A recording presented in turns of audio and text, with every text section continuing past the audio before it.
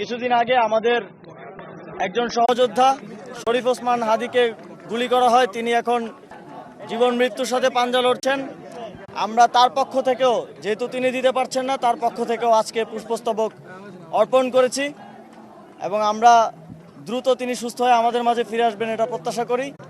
এবং আমরা এটাও প্রত্যাশা করি আগামীতে কোনো বিজয় দিবস আমাদেরকে এরকম সহযোদ্ধার কষ্ট নিয়ে পালন করতে হবে না।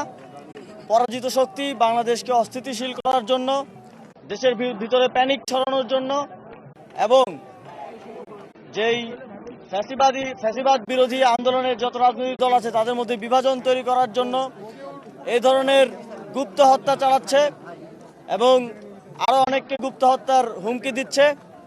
আমরা জানি এ ধরনের গুপ্ত হত্যা কারা করে।